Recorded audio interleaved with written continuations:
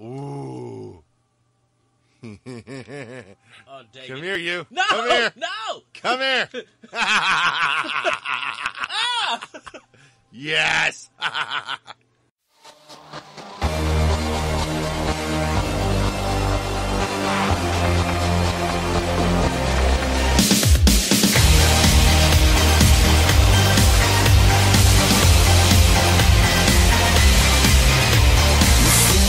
With your headphones turned up, looking like a doll.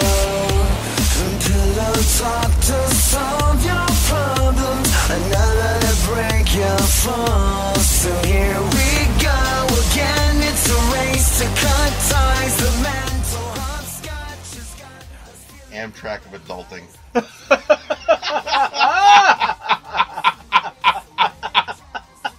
Just when I hit record. Hello, everybody. Welcome to World 1-1 Podcast. I'm your host, ADV, the Chocolate Dealer with Wonder. Thank you guys for joining us. With me, live in the Metroid basement, I have the one and only Mr. Larry. I am always right giver. He is the Red Velvet Verdict Beast himself. Spending time with him this weekend, had a complete amazing time. It's been like literally bananas, but So much food. oh, the food here, everybody, is amazing. I have the sticky burger. I got to shoot a gun and get some great knowledge learning about gun laws and stuff like that. You'll be able to see that more on World 1-1. See my shooting and see the clips and everything. But hello, Larry, welcome. What up? Eddie, you better grab this controller. I'm going to hit on pause and start kicking your ass without you. So everybody, if you listen to part 1, we have done commentary of playing Metroid Prime 2 Echoes, the multiplayer, and we was like literally I think both of our first times playing it. No, I got to play it back when it came out, but I have not gotten to play it since. And I'm about to wreck your shit. Oh. I just found the cannon. What in the world is that? So, today on today's show, let's actually talk about Metroid. Oh my goodness! So you're ready to hear part 2 of commentary of this, of me getting wrecked. But the Metroid series, one of Nintendo's well-known major IPs, it has spanned many games for it, and just like the Mega Man X talk that me, Adrian, and Tony has had, we're going to explore why the Metroid series has kind of really mattered to a lot of people. It hasn't really sold well in Japan, but it is a very beloved series. So starting with Metroid on the Nintendo. Larry, how did you get introduced to the Metroid series? For me, it was, getting a system for Christmas one year, and, Metroid was one of the games that came with it. It for me stood out because it was just such a uniquely different game than, everything else that was out there. It wasn't just this, platform, run left, do the same thing over and over again. It was, it was thoughtful, it was exploring, it was unique, it was multi-directional, for God's sakes. One of the first things you do is go left, and that just makes a world of difference. Suddenly you've got one game doing something different than everything else, and then the more you get into it and the more you explore and the more you get lost, the more you want to keep going, and it builds on this. It's not just oh, you've got a new weapon, here's how to use it. It's here's the thing I can't do yet, but I bet you there's probably something that'll let me do that if I get it later. So make a mental note to come back to it. So, but yeah, it's, it's conceptually different than, anything else that was out there at the time. So. I know for me, I actually had, my neighbor had the game, and, just hearing the music and seeing how this game was played, because I was into The Legend of Zelda, and that's how I didn't see it that way at the time as a kid, that this was a exploration game. And I've never played anything like it. Like, of course, you have the Mario Brothers going from left to right, but Metroid was a game that, when you played it, you didn't know what to do when you first started the game. And I literally was just like floored by it. I wasn't really worried about the difficulty. It was just like, okay, how do I play this game and where do I go? And Metroid, the first one, allowed me to do that. And you really, as a gamer, definitely if you've been into arcades, you would never think of anything like that. Yeah, this was an old school game that came out in the time, the heyday of arcade still, that just didn't fit the arcade format at all. Yeah. I forgot that was there. Because with arcades, definitely during this time when the NES was out, it was all about getting a high score. Well, it was quarter munchers. Well, yeah. And even games like the first Mega Man, which was kind of out, I think, also during this time. Crap. It was just about getting scores. And Metroid wasn't about getting scores. Metroid was about me running away so I don't get killed by enemies and being able to open up doors and stuff like that.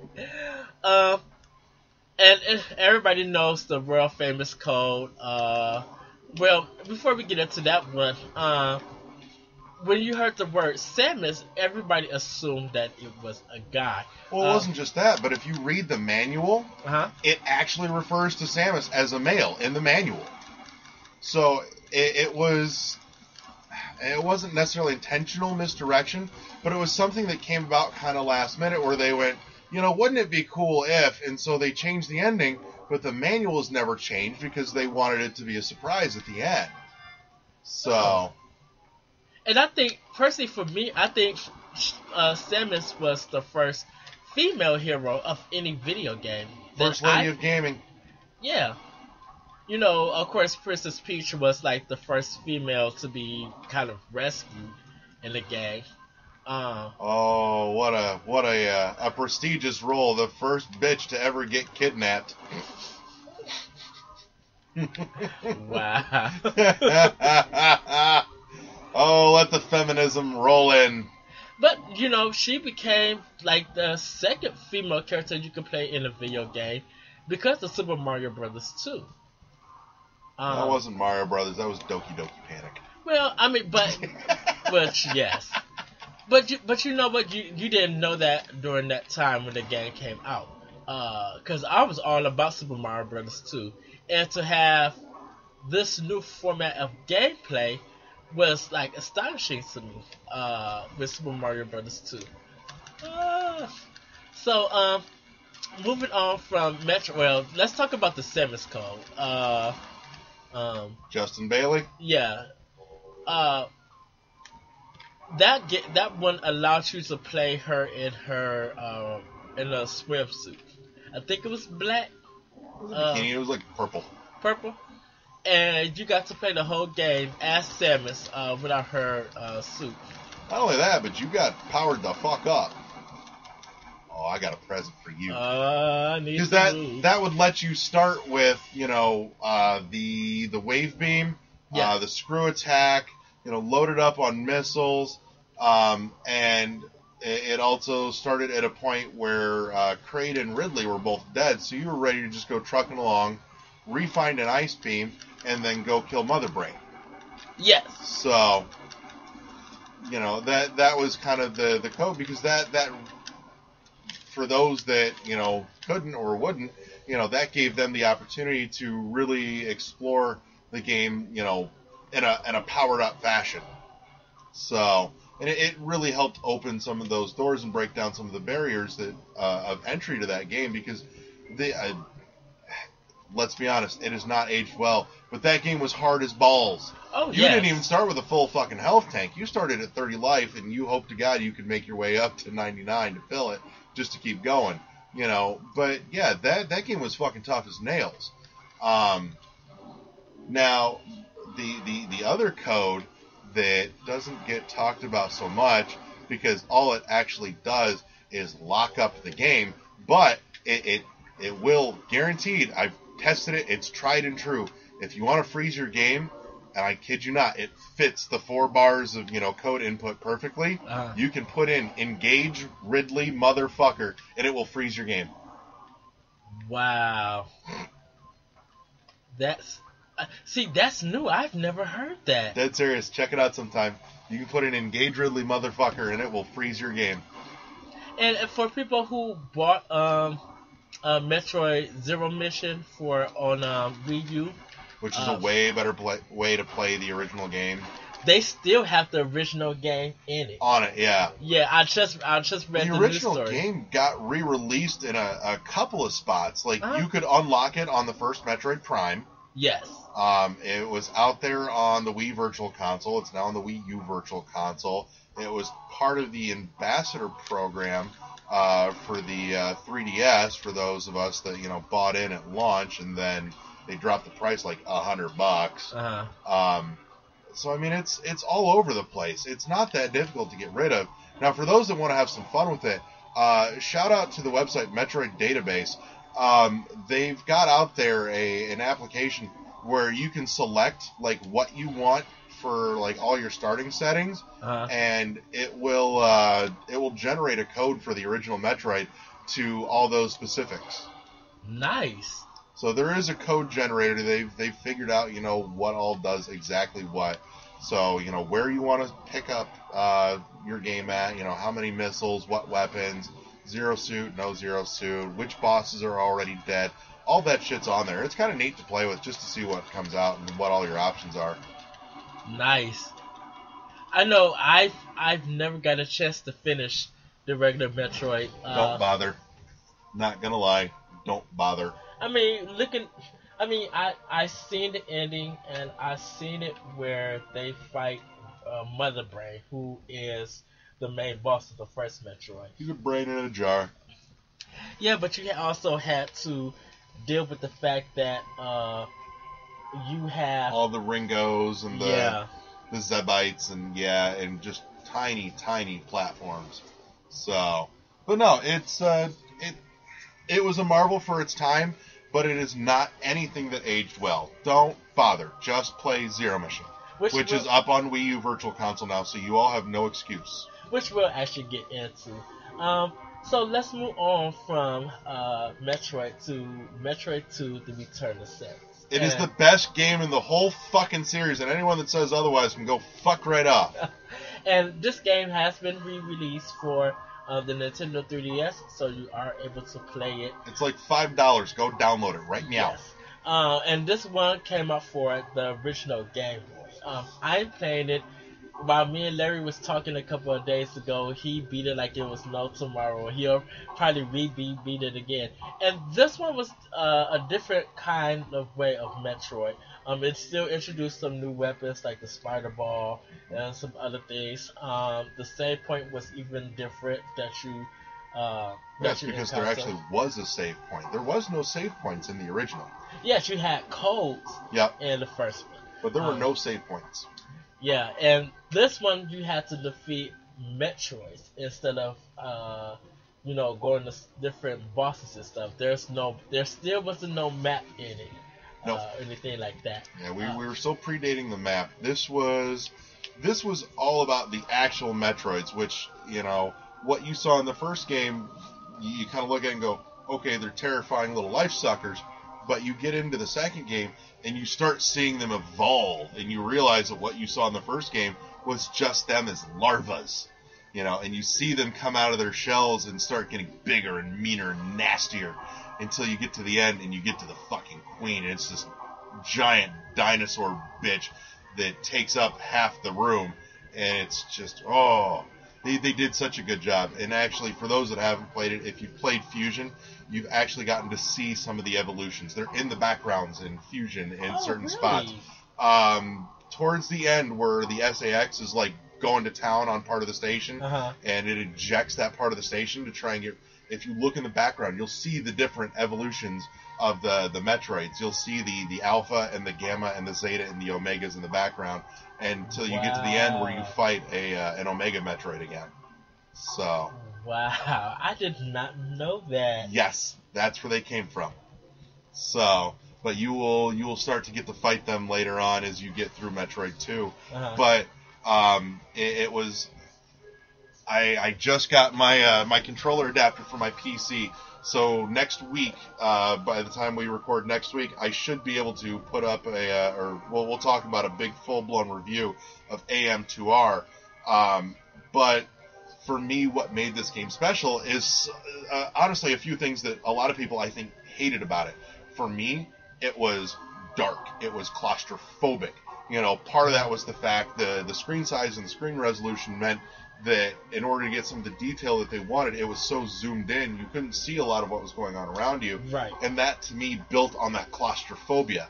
On top of that, they skimped on a lot of things, just for technical reasons. Like, when you're in these caverns, a lot of the backgrounds are almost solid black. There's not a lot of detail there.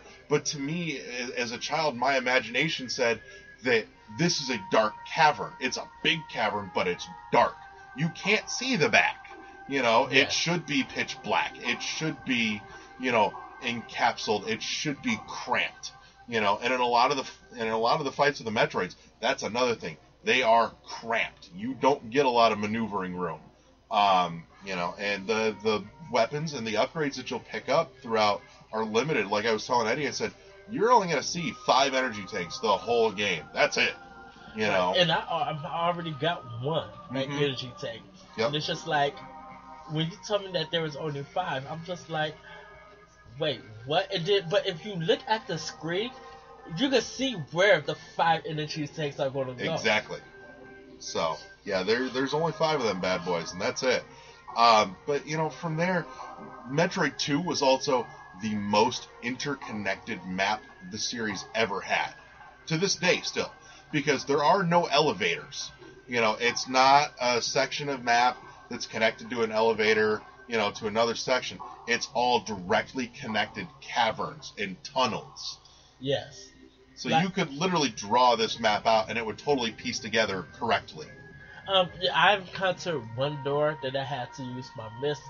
Yep. And when I got it, that's where I believe I got the spider balls in it. Nope, that would have been either your bombs or your ice beam. The spider ball's in a little corner just kind of hanging out down by itself. Oh, I thought what did I get? Oh, you know what? Might have been your bombs, too. It was my bombs. Because, when I because I actually fought, the first Metroid.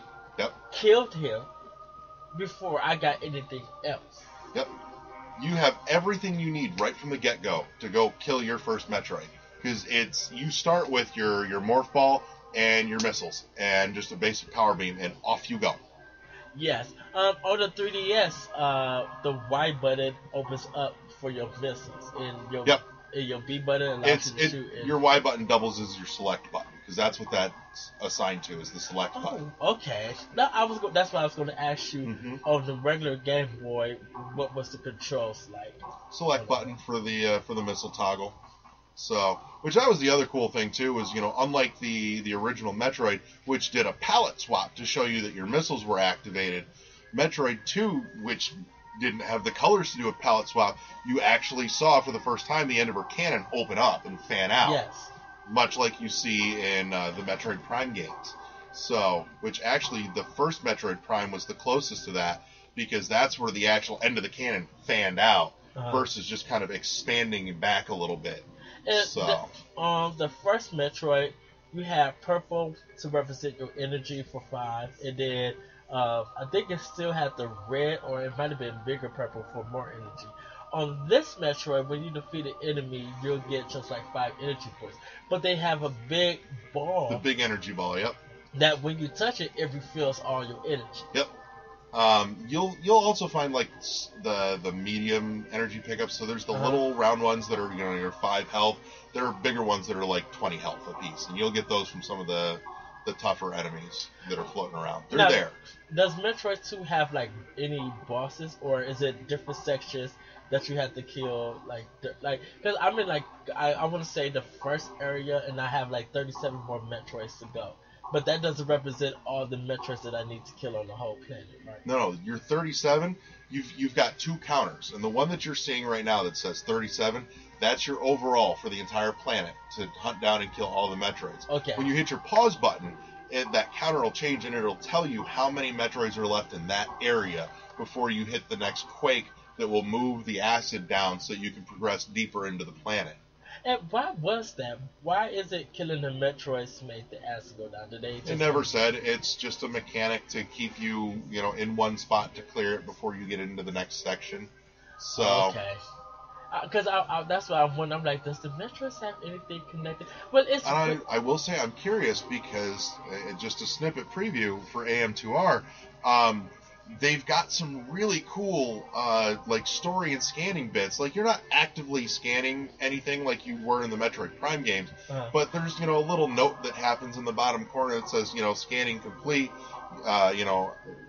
Check out your logbook for additional information, and he's got really cool like data entries on the areas and the creatures and everything. It's kind of impressive, and it's a very smooth way of putting that in there too, because like I said, it's not a tedious thing where you've got to scan everything manually. It happens in the background, and there's extra depth there if you want to check it out. And what I've read of it so far has been really cool. He's put some thought into it, and it's something that's thus far so well written. To me, I would look at it as canonical, but I'm curious to see what else he has written in there, for the other stuff as you get deeper into the planet. But we'll get there. So, but yeah, no, there was nothing officially that tied the Quakes to the Metroids other than just it was a counter, it was a game mechanism essentially. So. And I think this one, and we're going to get into Super Metroid, the Return of Samus and Super Metroid connected at each other because of the ending. I won't say what it is because I want people to experience. It's a 25-year-old game. Get over it. There are no spoilers anymore. But I want to, but I don't want to spoil it because if you played the beginning of Super Metroid, you know what happens at the end of Metroid 2. Well, yes. But I think people need to play Metroid 2 because definitely for me, I've never played it until it came to the 3DS. Mm-hmm. And it wasn't that I wasn't into Metroid or something like that. I was just so into other Game Boy games. Oh yeah. And I was still playing Nintendo and Sega Master and Genesis games. I was playing so much other stuff that Metroid 2 Return of Samus just slipped away. Yeah. Dude, I even played the Castlevania on Game Boy. So that kind of tells you something. But Super Metroid is one of the games that kind of defined the Metroid series. Until Metroid Prime. Super Metroid introduced a lot of new mechanics, of course, but really was able to tell a story by being silent. Mm-hmm. And it was one of the visual things. Still one of the best boss fights, still some of the greatest music, and very emotional what happens at the end. But let's get into Super Metroid. I actually played Super Metroid over the summer. My cousin brought the game, and I went over to my grandma's house, and we studied the game with the guy. And he brought the game, he brought the guy. I didn't. So, but I took time to learn that game inside out, and still to this very day, once I press start, I get like super happy. Super Metroid, it kind of makes me sad because Super Metroid was the last of the heavy Metroids, and I refer specifically to the way that it played and it handled. Once Fusion came around, everything from there on out was this very quick, very fast. Super Metroid had a certain feel of being very deliberate, in the way that Samus handled and controlled, and that's one thing I find myself missing as I'm dinking around with the AM2R download now, is that Metroid 2 also had that sluggish, deliberate feel to it, and sluggish is the wrong word, but like I said, heavy and deliberate. and AM2R is missing that because a lot of the physics are based off of like Fusion and Zero Mission, which have that very quick snap. It's something about playing Metroid 2 with that different control feel just seems off to me, and I'm starting to acclimate to it, but I'm still having issues with it because it feels wrong for that game to me. But no, that's something that I will forever mourn, with Super Metroid being the last game that really had that feel to it. It felt like you were wearing heavy armor, and when you was running and you hear the sound effects of her foot. Oh yeah. Like you don't know the detail of sound that they put into that game. If you literally put this, even on Larry has like a Bluetooth soundbar, I believe. And I believe if you put that mug with Super Metroid, definitely with Sony doing Super Nintendo sound chip, yeah, it sounds beyond amazing. It really does. Like, I've had it down here, and I've hooked it up to the soundbar, and it does sound so good. It's still, to me, the layering of, and I'm jumping tracks here, but one of the things that boggles my mind is that game had layered visuals. It was a 2.5D platformer. Yeah. It had a background and a closer background and your actual play area and even a foreground in some areas that all scrolled independently of each other to give that unique depth perception. Yes. And it boggles my mind that this has not come out with a 3D format on the 3DS. With that layering would be beautiful. The section where you're underwater in the Exactly. glass. Seeing that That in is 3D? always forever one of my favorite scenes. And what's really cool is you can power bomb that tube and you can stand back up. But the glass will not shatter until you take a footstep. Goodness. Once you take that footstep and you hear the crack, And it all blows out. Oh, wow. Like, that's how attention to detail Nintendo was in that game.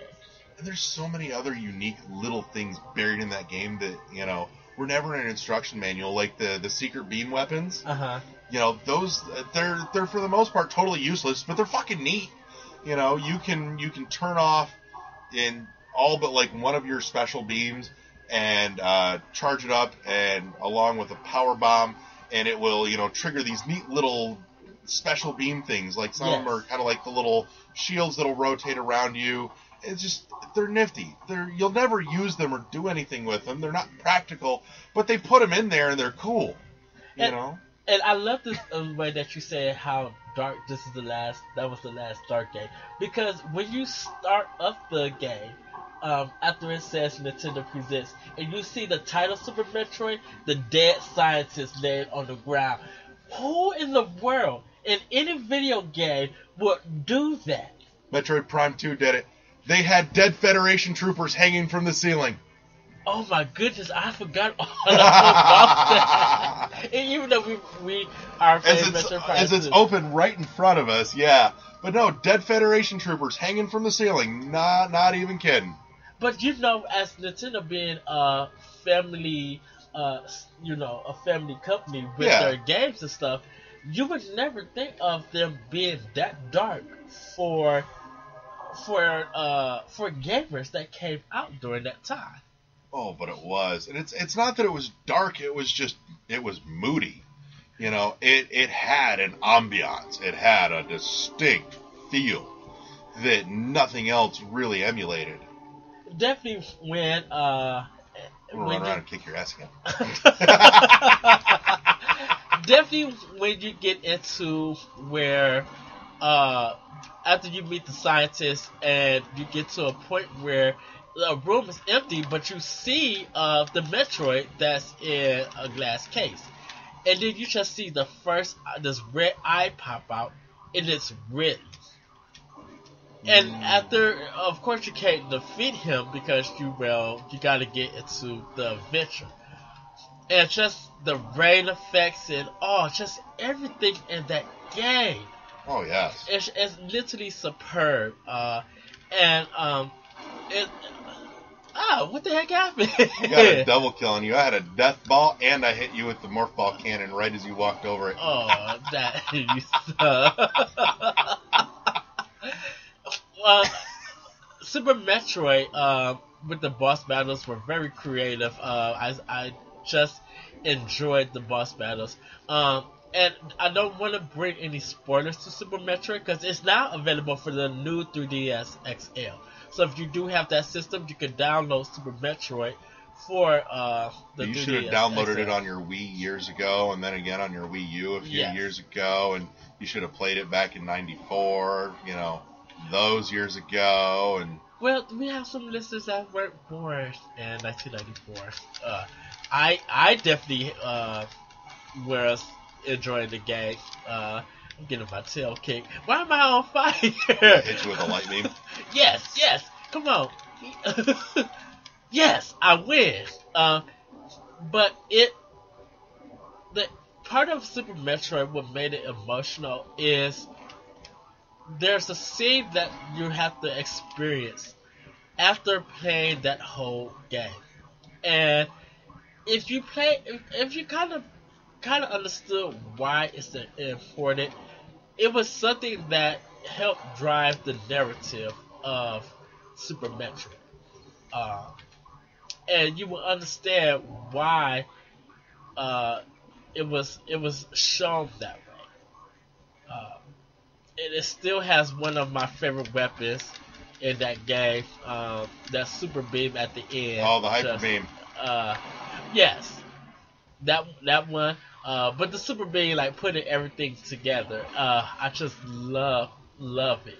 It kind of felt like a space shooter, like a shoot 'em up. That's what it felt like when I had that beam. I can see that. So, and then Super Metroid was kind of the last Metroid game for quite a while. Yeah, it went from '94 to right about it wasn't 2004, it was before that, maybe 2002-ish. So almost, oh god, 8 years, give or take. So, yeah, right about. And so, nearly a decade between entries in the franchise, and then we got a double header when that year Metroid Prime and Metroid Fusion both came out at the same time, day and date together. And you couldn't have had two more disparate, looks at the series. Metroid Prime, which was divisive, still generally looked at as one of the best games that ever hit the GameCube. Yes. But, for some people, they didn't like it, and I look at it and I go, I love and adore it, but I can understand the fact that what makes a Metroid game is different for different people. Yes. And so some of that, what was specifically tied to the concept of the franchise, for some people was lost when Metroid Prime came out. For others, it held that same element. It just depends on, mentally what that element is to you that ties it together in your head. So I can understand the discrepancy for a lot of people of saying it's not a Metroid game. I wouldn't say that it's not a Metroid game. I would stipulate that with it's just not a Metroid game to me. Well, before we get into Metroid Prime, let's talk about Fusion, because if we're going story-wise, Much talking. Oh my God, so much talking. Well, chronologically, Metroid Fusion is the fourth in the main series. It's the last one chronologically too Yes. at the moment. So we're still waiting, to find out what the hell happens after. Thanks a lot, Nintendo. We still want Metroid Dread. Well, let's get into Metroid Fusion. It was a game for the Game Boy Advance. I remember getting that game because playing Metroid Prime. That Prime is just, and when we get into Prime, I have a lot to say about that game. A lot of positive and why it kind of made it just exceptional and exciting to play. It kind of really changed up the Metroid series on why people were just like, even though people had their complaints about Metroid Prime, why people now want like Retro Studios to continue the Metroid franchise. But we'll get into that. Metroid Fusion happens where Samus is infused with the Metroid DNA. I think Dark Samus did something to her, or was it like a blast or something? Something happened. At the beginning of the game, it's told in these beautiful, beautiful story cells. Yes. You find that Samus is escorting a group of researchers down to SR-388. Now, bearing in mind, this is post-Metroid 2. The Metroids are gone from that planet. Well, if you do a little digging into the history, you will find that the Chozo actually genetically engineered the Metroid species and put them on SR-388 specifically to keep a natural parasite in check on that planet. Without the Metroids there anymore, that parasite was running rampant, and they were attacked by this parasite, which the game refers to as super generically as the X-Parasite. But Samus finds herself and her suit infected, and they bring her back to the research station where whole chunks of her suit are removed. And what's left, is this. It's down to mostly just the organic bits underneath all that metal plate armor, and as well as her DNA is being attacked. And so they take a sample of the Metroid DNA from the infant Metroid from Super and bind it with hers to fight off the X-Parasite, because that's what the Metroids were created to do. They were created as like a planetary antibody against these things. And so she finds herself, with new Metroid DNA infused, which also has a few effects on what powers she does and does not get. You will find Metroid Fusion, the Ice Beam is noticeably absent. It has been replaced with the Ice Missile instead as a result. And there are some distinct differences in the way those weapons behave. The Ice Beam was a direct contact to freeze your enemy. The Ice Missile, in conjunction with something else, allows that to expand out in a really unique way. When you get the diffusion missiles, those were really nifty. They'd let you hit like an entire room with a missile blast, including, with the ice missiles, where they just blew out and froze everything on the screen. It was pretty nifty. But, again, they wrote it into the story that, her body would have issues obtaining an ice, dealing with an ice beam, just because that Metroid DNA and that vulnerability to the super cold. So, but yeah, that's some of the back stuff of Fusion in a nutshell. I've gone way too long about minutia that doesn't matter. But no, Fusion, like I said, was one of the first that carried with it this new, very quick, fast feel too. It was very snap reaction. But it's also, it kind of feel like also survival horror because of the SAX.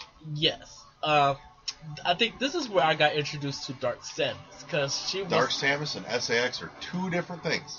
Really? I thought Dark Samus was in was Metro Fusion. That's what I was calling her. The SAX was the X-Parasite mimicking Samus. With the DNA that they obtained from her suit. And Dark Samus is an entity that's a fusion of Phazon, Metroid DNA, and Samus's DNA all put together. That's what Dark Samus was. She was a Phazon entity. Really? Mm-hmm. Absolutely. Wow. And everybody, Metroid Fusion is on Wii U that you're able to download, so I do recommend picking that game up. And if you're part of the Ambassador program, you'll also have Metroid Fusion on your 3DS too. You know, I'm really going, when I get home, I'm going to have to restart Fusion and relearn it. Because this is where we're introduced to Adam. And Adam is her colonel. Where you're formally introduced to. There's been writings about Adam for a long, long time, which is why it was speculated that was Adam laying dead in Super Metroid outside one of the boss doors.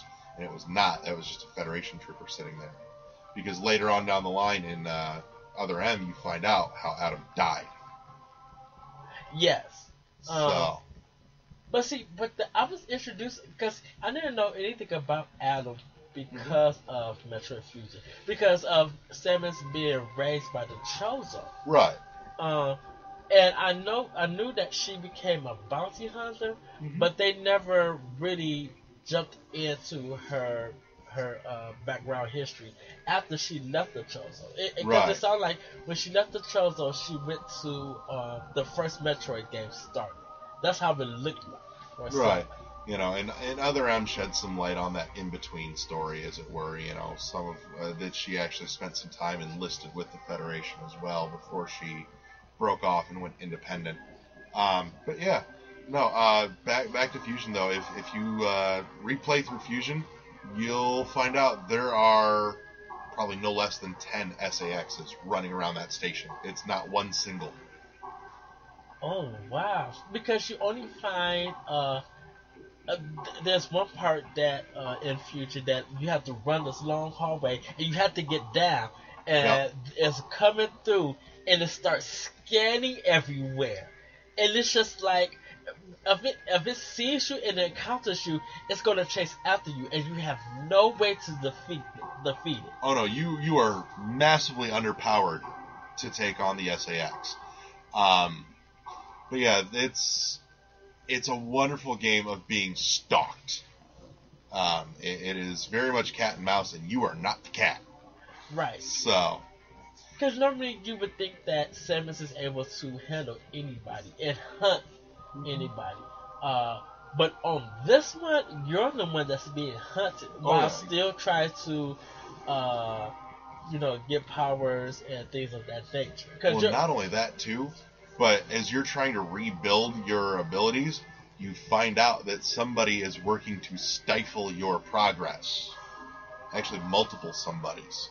But, again, I will leave that quiet just for the sake of spoilers on a 10-year-old game. But, no, it's a well-told story. It's so much talking compared to any other Metroid game, with now the exception of Other M. But the talking is when she's going to a new area and going through the elevator, there's a lot of text going on. Right. I mean, and the computer that seems to be Adam, there's also a little talking right there. Do be forewarned, though, that this game is very linear. It is, but it was done that way just to fit the handheld format a lot better, too. And it does that.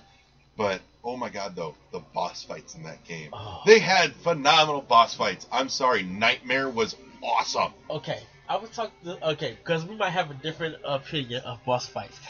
These boss fights was hard as ever. Oh, but they were so good. They're good. But man, I died over and over and over again. As you should. You need to learn patterns, methodology. You've got to, know the minutia of that boss fight to figure it out. And it's, like I said, you were going to spend most of that game vastly underpowered fighting an uphill battle. And I didn't expect that from Nintendo at all. No expectations from I expect Nintendo. it from them when they're on their game. You know what? I think because of playing Super Metroid and playing Metroid Prime, the boss battles were some were fairly easy, some were really balanced and challenging. This kept me on my toes, and I feel like this is like the dark, like you say, this is the Dark Souls of the Metroid Prime series, not Metroid Prime, of the Metroid series, because once you beat that boss, and you were able to, because the thing will float, and once you was able to open it up and be able to collect the power, you felt so happy and accomplished because you was now able to progress. but you don't have to fight that boss again unless your game got cleared out and you have to restart it all. Now, see, I will say one of my favorite boss fights out of that game, though, was Nightmare.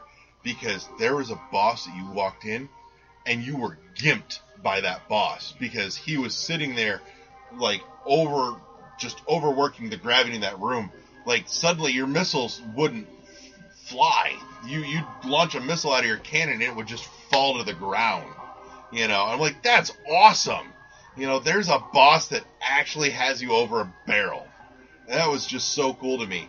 You know, because most bosses are like, I'm here, I'm a boss, these are your powers, these are my powers.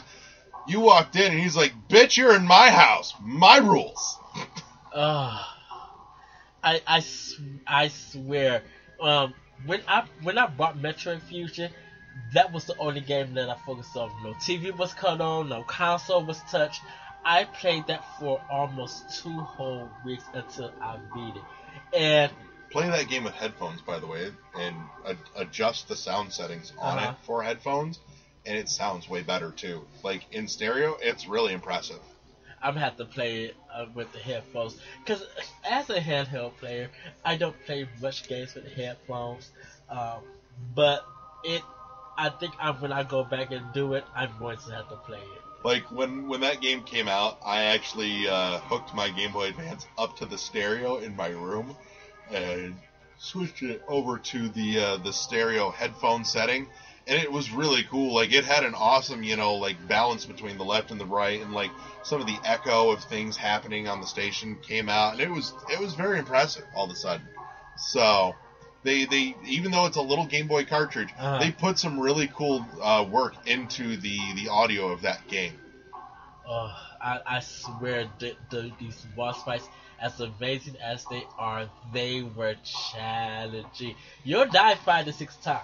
Oh yeah. But when you beat them, got the power. It's that much more satisfying too. But and you know what's weird? The boss fights was better than being challenged by the what you call them again? Oh, the SAX? The SAX, yes. Well, the SAX wasn't there to challenge you. The SAX was there to make you fucking run and realize that you are weak by comparison. You know, the bosses were there to, you know, stop your progress until you could, you know, not just up your game. You had to get better at playing it. You had to increase your skill level, you know, before you got anything new power-wise to help you. You actually had to be better at the game. So, and you understand why at the end of the game, why all of that is put together, why you had to get better. Oh yeah. And it makes it worth it. And so Metroid Fusion is the last of the main series. Honestly, I thought the last 2 bosses in that game, though, were the most disappointing out of all of them, because the others were so good. Yes. And so challenging, and the last 2 were just kind of there as story mechanics.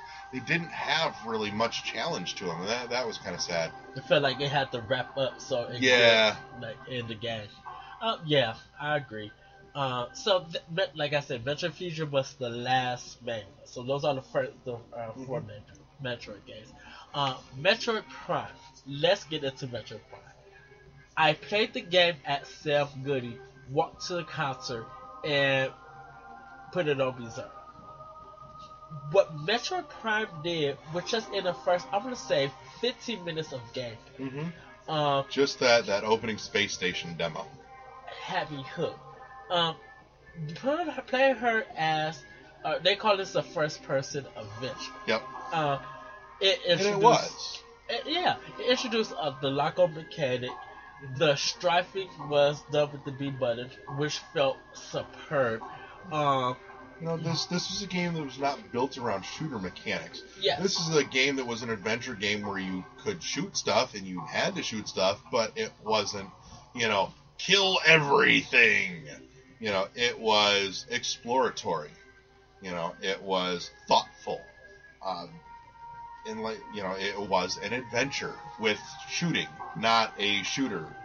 So it's a weird distinction to try and make, but for those that haven't played it, when you do, you'll understand the difference. Right. Don't go into it expecting a guns blazing game. You're not gonna get it. It's not there. And that's what a lot of people don't understand. Like, if you've been used to Halo, Call of Duty, Battlefield, whatever, this changed your whole perception with this control.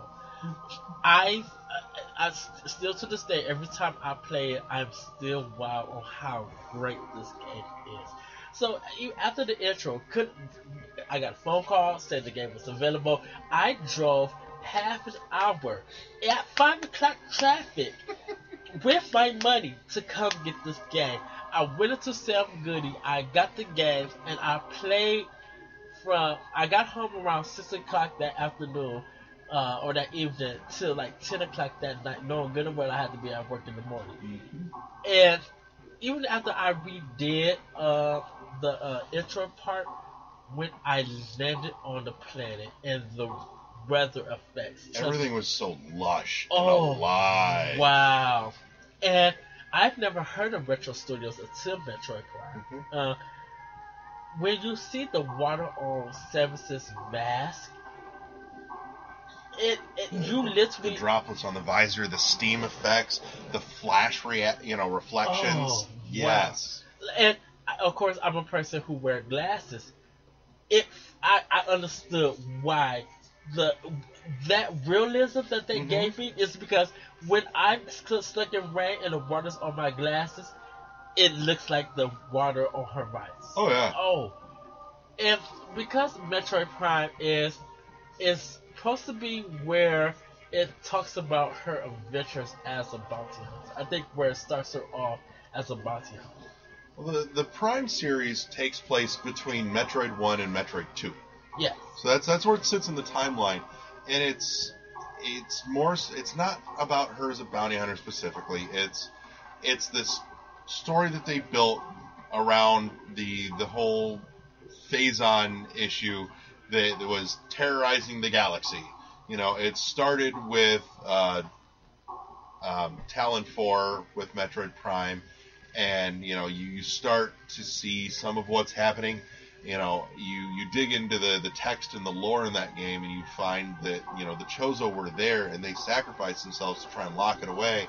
And then along come the pirates, who are sitting there going, we can use this in evil and diabolical ways, and trying to sit there and mutate not only themselves and their troopers, but also the Metroids, which is how you ended up with Metroid Prime at the end of the game.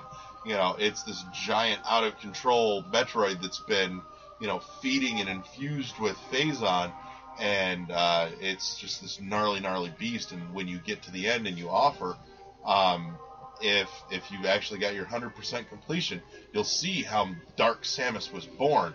Because if you'll recall at the end when you kill Prime, Prime, as a last ditch to try and save itself, actually rips the Phazon from Samus's body that created the Phazon suit that she got from the Omega Pirate, and the whole thing just kind of explodes. But at the 100% completion bonus ending, you see this little bubbling pile of Phazon on the ground, and this armored hand reaches out with an eye on the back of it, because now it not only has the Phazon and the Metroid DNA, it's now got Samus's DNA too. And that's where Dark Samus was born. See, I didn't get 100% of it. Before we give more context about Metroid Prime, this is the first game. If you wanted the story, you scanned. Yep. You look for it. You was able to scan weapons, bosses, knickknacks and plants, and you even scanned the save points. And understand that, like, oh, this is a save point, and it would add to the percentage of what you do. And you literally would have to, it's a risk reward. If you want 100%, you're going to scan it. If you feel like that it's not part of, you don't need that, that one was up to you. It wasn't forced on you. Now, I will say, for those that want to get the 100% scans, play it on the Trilogy version. Because unlike the original GameCube, the Trilogy version, your scans will stack over multiple playthroughs. So if you missed something that's a one-time only scan, and you start over again, on your next playthrough after you finished, all your scans from the last playthrough are still there, and you can keep building. Ooh, I didn't know that. Yes. Ooh. It makes it much easier. And Metroid Prime did come out for the GameCube. It literally is one of the best, and we'll get in Metroid Prime 2 Echoes. Metroid Prime, I still believe, still to this very day, is a great game. If you do have the GameCube and you can find you a copy, I do recommend playing that. If not, it is available on the Wii U Virtual Console. Not Virtual Console. It's available for the eShop on Wii U. It's a whopping $20 too. You get 3 amazing games for 20 damn bucks. And you are using the Wii Remote, which I don't feel that it's better than the GameCube controller, but it's easier to play. Yeah. It takes a little more active thought to do, but you can be a lot more precise. Yes. And if you own the Wii and you can find you a physical copy, good luck, God bless. It's a collector's.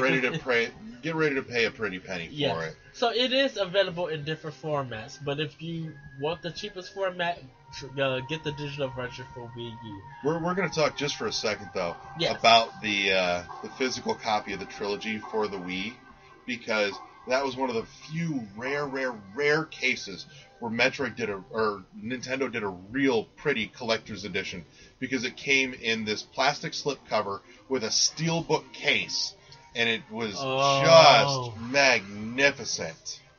I have a copy. I would share it with you at the moment. It's on loan to a friend of mine. But yeah, it's a beautiful, beautiful packing. And to this day, I don't think I've seen Nintendo do like any steelbook cases like that for anything else either. Right. So, to see them do that for this series that they apparently don't seem to have any love for anymore was very strange. But, it was a nice little glimmer of thank you instead of fuck you. Right. I know definitely for me, in my area, it was the hardest game to find. It literally was the hardest game to find. It had a very short print run. I want to say it was roughly about 500,000 copies printed, and that was it. That might have been why. I wish Kmart had it, because usually, and this is the weird thing, because if you go to the popular places like Best Buy or Target or GameStop, they won't have it. Stores you do not think of. Adventure was still open. Now, years after it came out, they did do a reprint of copies with just the standard DVD case, and I think it was released exclusively to GameStop. But even if you find it in GameStop, one of the reprinted, softbook DVD cases, I think it's still like $50 used, which it's like, really? You guys just got an infusion of more copies of this, and it was only $50 new, and it's not as nice as the original copies either, but you still want me to pay the same thing for it that I paid for the Steelbook, brand new? Right. Fuck you, GameStop. Fuck you. But yeah, it was 3D open. I want to say open world in a way. The boss fights is still one of the best. Just great. Yes, I know I said Super Metroid has some of the best boss fights, and Metroid Fusion is the Dark Souls boss fights, but it makes you feel accomplished when you beat them. When I played Metroid Prime and I got to the bosses, it's just well designed bosses. Goodness, I want to say the third boss, because I'm including the trainer boss from the first part. Okay, so the Parasite Queen. There would have been Flagera, the giant plant rabbit thing. I'm trying to think. This is the one where you have to scan the rock with the different risers. Thardus. Yeah, and he was like probably the hardest one that I had to beat. But when he turned everything into fog, I was just like, oh, wow. Thardus was awesome, and for anybody that wants a challenge, if you do a little working at it, you can go into the Thardus boss fight without the thermal visor. And it is totally doable. You just have to have certain patterns memorized. But you can beat Thardus without the thermal visor. So if you want to try and challenge yourself a little bit more, that's a nifty thing to try. I will vouch for it because I've done it personally. I did it on a whim, just going, I wonder if I could do this. And I was like, I can do this. You cannot see me busy doing this. My hand. It's the Wayne's World. We're not worthy. And this is the funny thing about Larry and how well experienced he's in the Metroid series. Me, our co-host Adrian Nieto, who couldn't be here, and Tony Zillikakis. To be fair, we didn't even try and call him on Skype. He's at work. He's doing something. This is probably true. We were playing Metroid, and Larry was able to hear music in our mics or through the headset and actually knew where we was at. He's like, oh, you're in this area and you're probably about to go fight this boss. How the heck did you know? Like, from the music, we weren't shooting no enemies. We were talking because we was focused on trying to. Not only that, they were sitting there playing the first Prime, and I'm like 2 games ahead of them. I'm working on Corruption. Exactly, which we'll get into. But Metroid Prime is ever since when it came out, it got high reviews at EGM. People fell in love with it. And I do recommend everybody play that game. It is, to me personally, and if you're going to play any part of the Metroid games, Metroid Prime is required to be played. That's what I feel like. Oh yeah, I hate to do it. We're running on a time frame, so we're gonna do the rapid fire of the last couple here in the series. Well, you know what? We'll get into part 2 after probably. Where we since we're gonna do a full blown for AM2R, yeah. When we come back doing that episode, we'll do part 2 and 2 more weeks because we have still Metro Part 2 Echoes, where it was the light and dark evolution years of the Metroid series. So we got that. We got Echoes, Corruption, we've got Hunters, we've got Other M, and we've got Pinball. Oh yes, so we motherfucking pinball. So we have more to talk about that. But thank you guys for tuning in. You can email us at world11podcast@gmail.com. That's WORLD 11 podcast@gmail.com. Join us on the Facebook page of World 11. We want to hear what you guys think about the Metroid series. If you're interested in playing them, where to start at. If you want to go chronological, if you just want to play the games or the way they were released, we'll let you know. Come have a discussion with us. Also, you can check us out on SoundCloud under Google Play. You can check us out at iTunes, archive.org. I think that covers it, or anything. That covers most of that. Shout out from our friends from discussion a couple weeks ago. Friends Emperors and Elephants.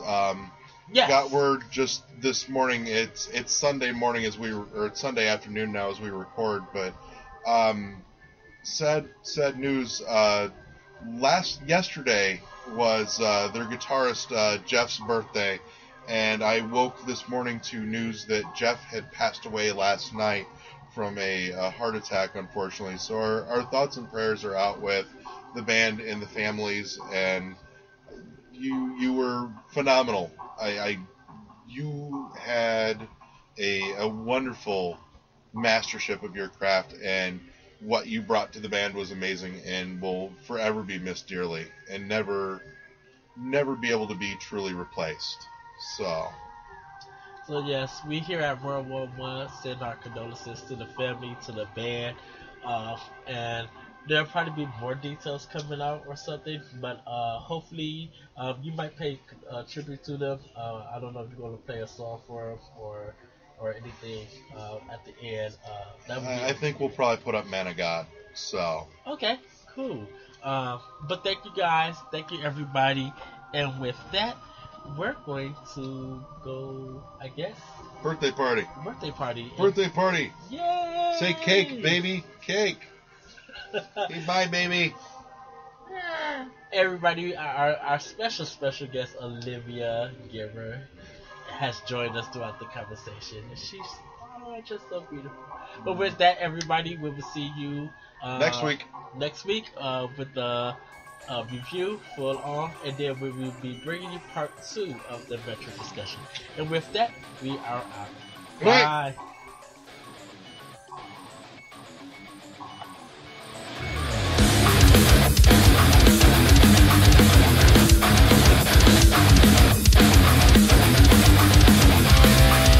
Yes, your angels from above out into the light.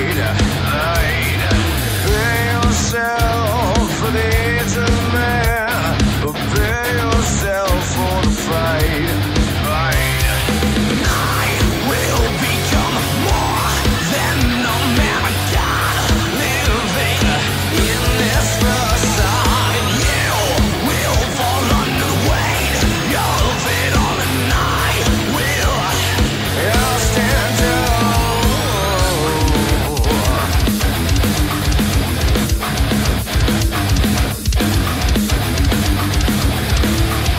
Yes, your demons out into the weathering cold. Your fortress seized, the walls have built, all that's left is flesh and bone.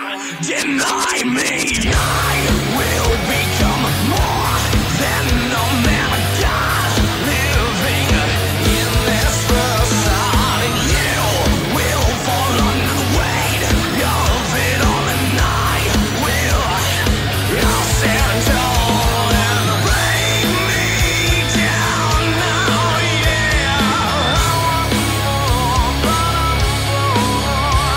and bring me down now, take off my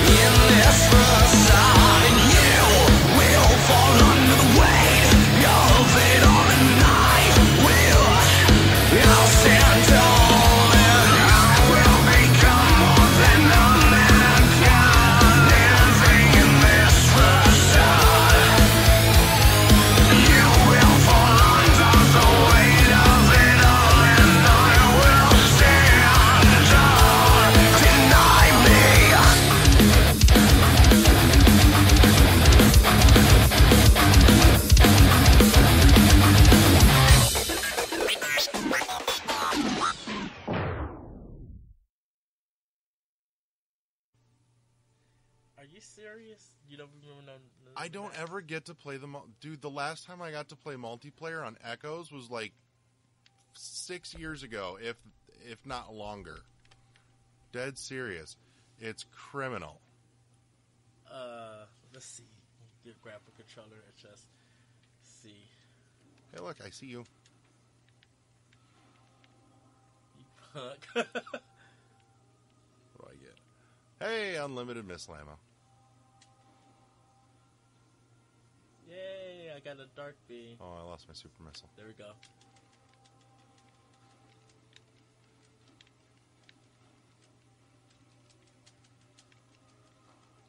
Are you punk? What the heck happened?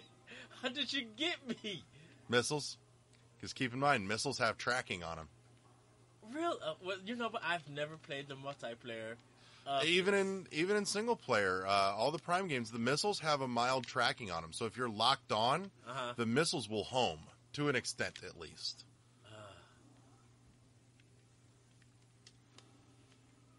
Like There's an required. upgrade. Oh yeah, you can blow out some of the walls. Where are you? I'm gonna give me that super missile too. There you are. Come right. Oh, I lost my unlimited beam ammo. That's sad. Or are you running around invisible? There you are.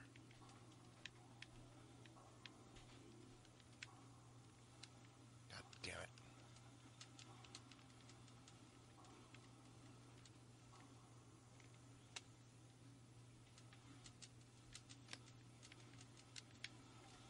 Yes! Got you. Ha ha!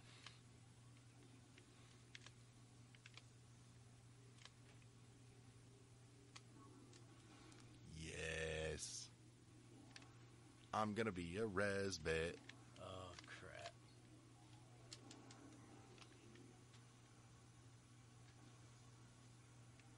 Oh, fuck me. I don't have enough condos for that. No, but you're sitting on an annihilator beam, and those things are nasty. Ooh. Oh, dang Come it. here, you. No! Come here. No! Come here. Ah! Yes.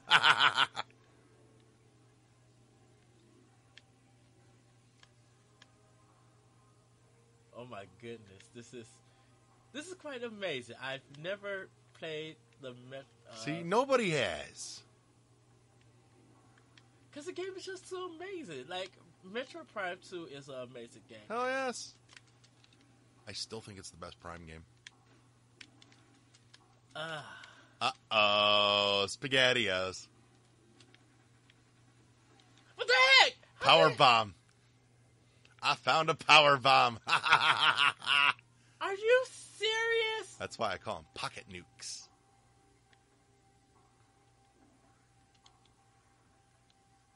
And I still got 2 of them left. Oh, that's okay. You come here. You come here, because I got something for you.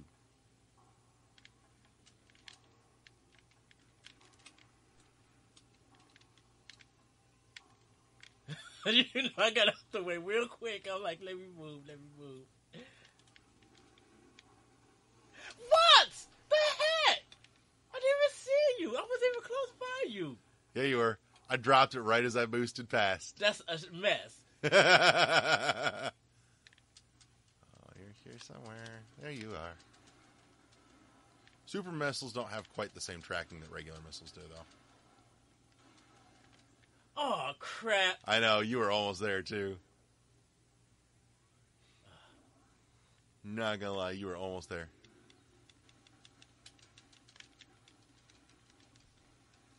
Damn it! Yes.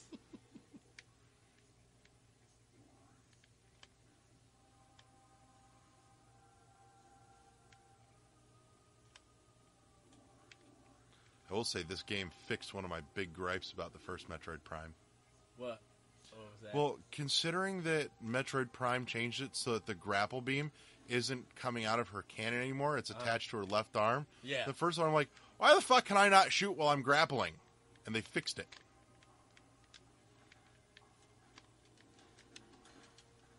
Oh, you serious? Oh, dang it.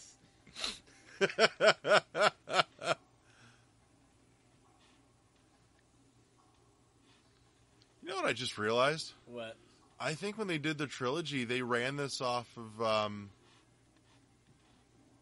They made some adjustments based off of the engine that they were using for the multiplayer on this. Oh God! Because if you look like the Dark Beam, it doesn't have like the cannon overflow effect. Not in multiplayer. Oh, really? Here, watch my cannon. See it? Yeah. It doesn't creep back. Wow. I'm wondering if that's what they did.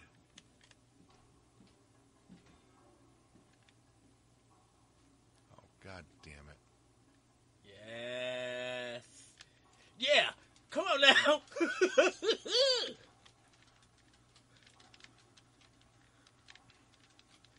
Oh, you punk. I will bomb your ass to oblivion. Yes. I'll take that win.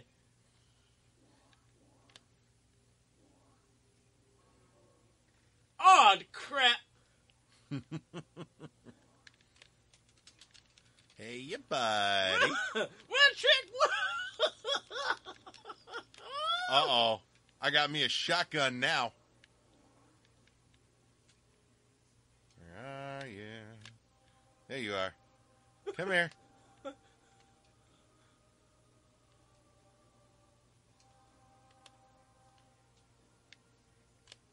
I see you over there.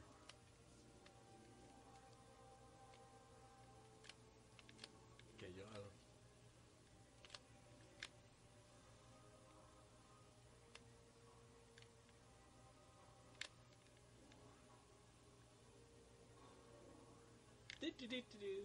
Dang it! You got it again! Crap! I see you.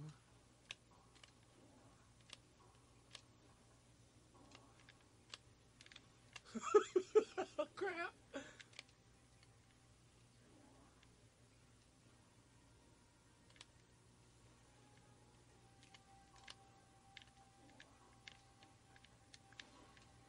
Why not?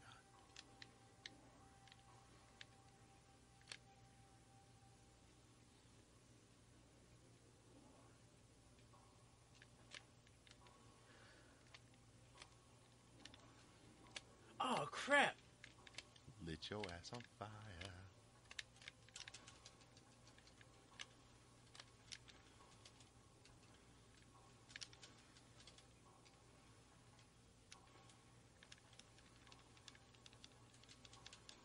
Oh, That'll dang do. it.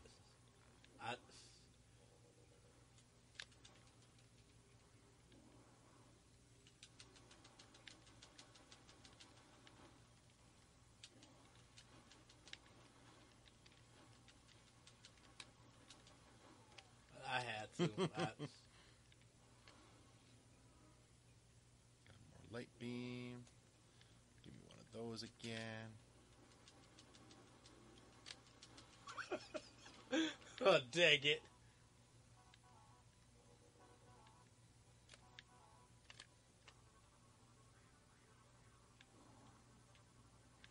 I was to say, I'm like, Samus, why you not moving? Where are you?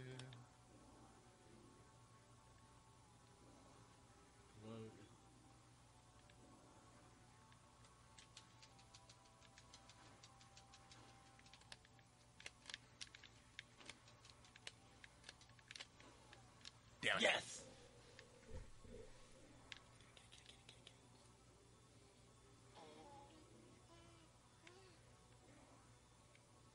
It's okay, we got 30 seconds left. Either I kill you or we run out of time and I still win.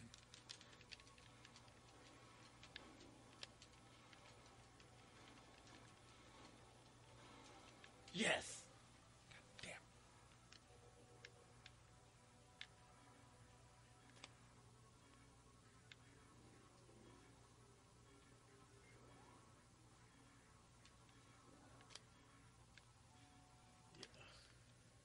I didn't get a single fucking annihilator the whole time. Alright, so are we sounding alright or are we still too quiet? We'll see.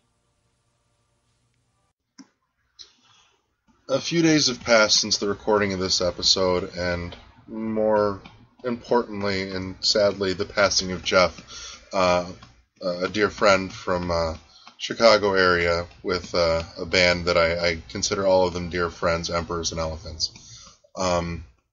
Details have come out about his passing since then, which unfortunately Saturday night, the evening of his birthday, getting to do what he loved to do one last time, playing on stage with his friends and bandmates. Jeff passed of a heart attack, and I just wanted to take a moment, now that I have a little quiet time to myself and a little reflection, and having seen so many memories and so much outpouring of love shared online in regards to Jeff's passing, just to additionally express my condolences to the family that Jeff leaves behind, as well as the friends, of which I was glad I could call myself. I wanted to share a couple of fond memories of Jeff and the gang. One of which is I sit here holding my daughter. About a year ago, when we found out we were pregnant, we got to go see Emperors and Elephants play in Fort Wayne, and after the show, we took pictures of the entire gang on the band, Jeff included, with my wife, and all their hands, on her tummy, and just this look of joy and happiness on everyone's face. I still have that picture. I will see what I can do to find it and post it up on our Facebook page. But the other memory that I wanted to share was one that my wife brought up, and it's one that I share with friends fairly often, actually. Was an evening a couple of years ago where everyone was over at our place before playing a show in town that night, and playing cards and drinking beers and general shenanigans and whatnot. And Jeff had gone out to the van and grabbed his guitar and brought it back up, and as we all sat around our dining room table, Jeff starts playing and Jesse starts singing and proceeds to wonderfully just poke fun at everybody in the room. And it's a very, very happy, fond memory that I look back on and I share often. But again, just a moment to share and express condolences to Jeff's family, loved ones, and friends. With that said, I leave with you what I was told was his favorite song to play on stage. I Give You Change by Emperors and Elephants.